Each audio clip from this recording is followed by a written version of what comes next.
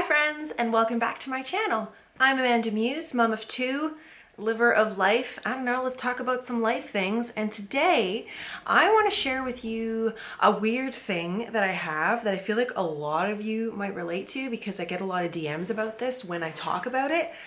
Also, P.S. I smashed a tripod on my toe. I could have passed out. I saw stars and birds and whew. Moving on. Let's talk about this weird thing that I have.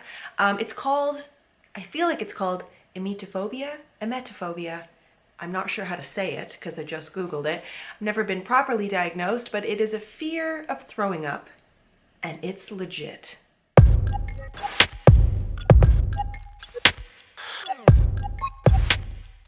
It's not just vomit. Like, I saw a kid vomit at school. There were no feelings of anxiety. It wasn't my kid. I don't know, I didn't feel stressed about it. However, if my kids get the stomach flu, I am not like, I can function, but I have a level of buzzing anxiety when my kids, I think, okay, generally speaking, when my kids are sick. By the way, if you're new, they're 5 and 7. So we've been through a hell of a lot of sickness because when you're a kid, you're building up all your immunity to things and whatever. But like, for example, Esme as a child, she always got a spiked fever and threw up when she was sick. And it was okay. Like I don't know, I dealt with it. If Dean wasn't home, we managed and I took care of her and she was fine. If Jack is sick, same thing. I feel like it maybe started, like the intense anxiety about it was we were back from Malaysia, we were in Canada and living in Alberta, and this Norwalk virus went around, or the norovirus or whatever it's called.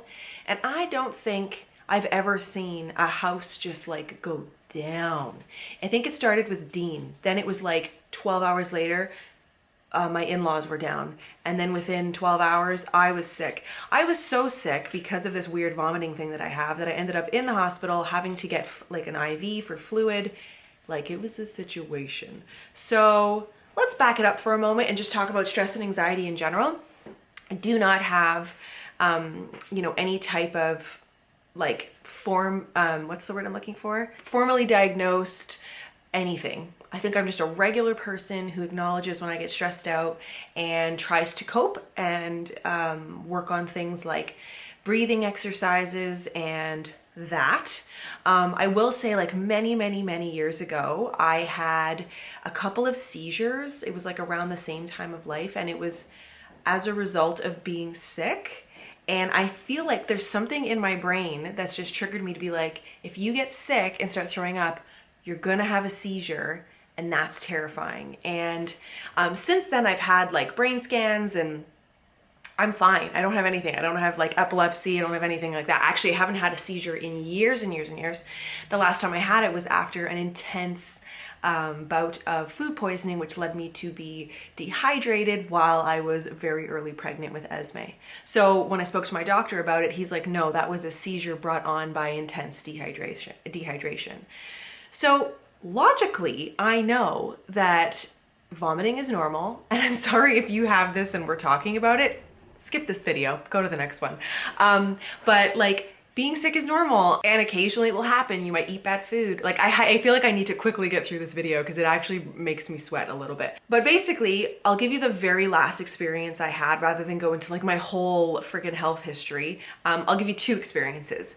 The one that I think triggered a lot of this was when I was pregnant with Esme. I was traveling in Bali, and I believe I've talked about this. I'm gonna leave a link below to go like into the whole story. So if you're curious and you wanna know how I survived, I mean, they had to stitch me up my face inside a hotel room, but that video is already out there, so go watch it. But basically, it was like intense food poisoning. I was like out both ends of my body, and it resulted in me having a seizure in a bathroom. So like, I pretty much fell off a toilet and then had a seizure. So there was like this anxiety that was created around being sick and being in a bathroom. And I believe it stems from the trauma of that experience because it was traumatic. Like, I cut my face open, like it was a thing.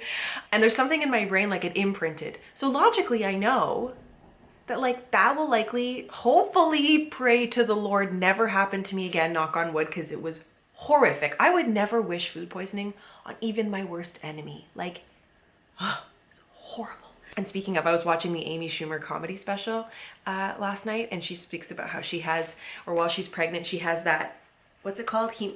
Anyway, that thing where you're like viciously, like, I can't even speak, where you are, while you're pregnant, you're like throwing up every day. And I just was like, oh girl, like, if she has another baby, that'll be a miracle, because I can't imagine being that sick while you're pregnant. Anyways, so I was very sick and I recovered and everything, but yeah, there's something that imprinted in my brain. So if you fast forward to that time in Alberta when our whole family went down, and I was still breastfeeding, and Jack was like 10 months old or something. I mean, there's videos of this time too. And I got sick. Like, obviously my body was, like, I was breastfeeding. So I would literally run to the bathroom and be sick, and then come back and have to breastfeed him, and then run and be sick. Oh, it was horrible. And because that was such a traumatic experience, like, I just got so depleted from liquids because I'm breastfeeding, I ended up having, like, I couldn't stop throwing up. And so after a couple of hours, Dean and I was just like seeing stars and like on the verge of another seizure. Dean brought me to the hospital, and then I got an IV. And I'm curious, because I haven't actually looked into this, but I wonder if there's something, because I feel like there is, where you can almost, because of panic and anxiety, not give yourself a seizure, but like bring on, I suppose it's an intense panic attack. That's what it is. As we're talking about this, I'm literally working through it. So, sorry if this is all complicated, but I haven't really worked it out in my brain. The most recent experience was literally like 3 weeks ago on Jack's birthday, which was March 5th. I came down with what I now feel was a bout of exhaustion, honestly.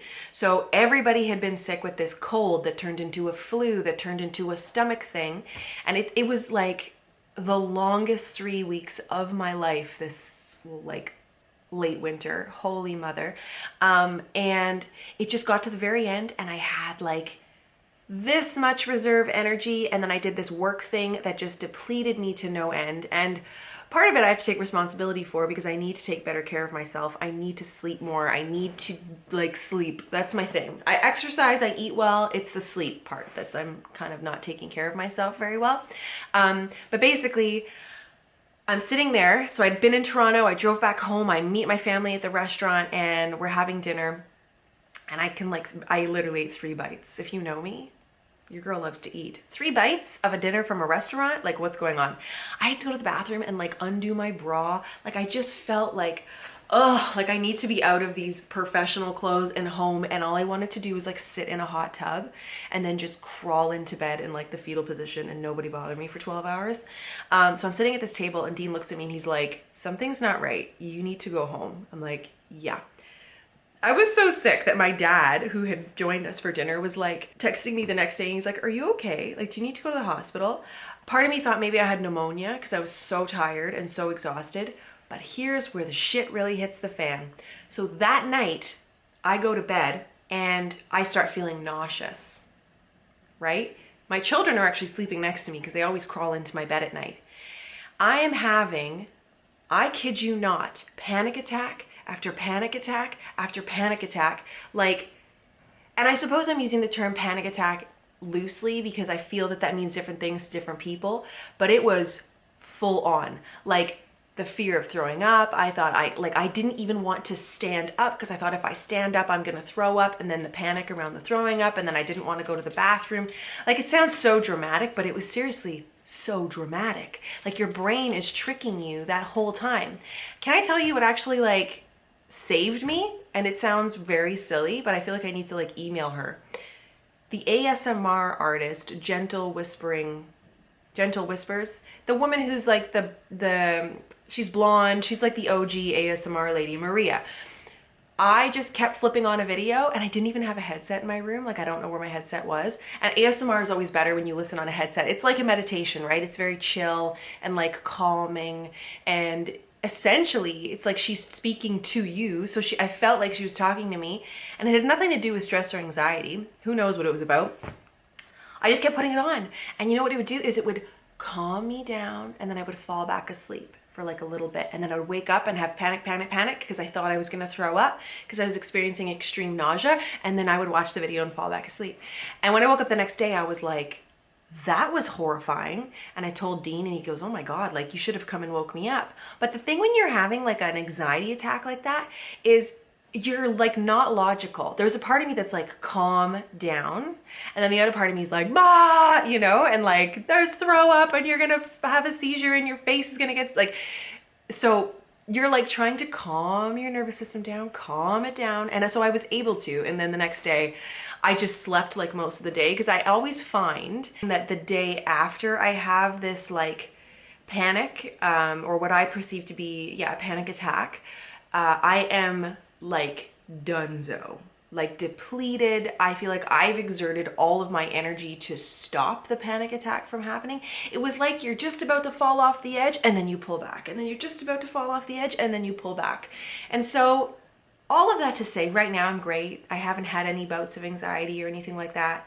And I've been really focusing on eating well, working out when I can. But honestly, those 3 weeks, and maybe it's been like a month of sickness and rejigging life to make sure I can get my responsibilities done and work things and life things. I have to build back my stamina with working out. Like I'm not at the level I was a month ago, which is kind of crazy to think how quickly that can change.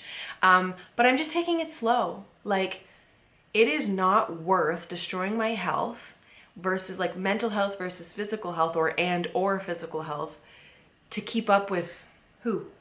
You know what I mean? So this experience is like twofold. One, yes, I have some anxiety around myself being sick. My kids can throw up, I can help them. If Dean's throwing up though, I can like hand him a bowl or like a warm towel and then like I have to close the door. I can't be in there. Like that is not my, it's not where I need to be.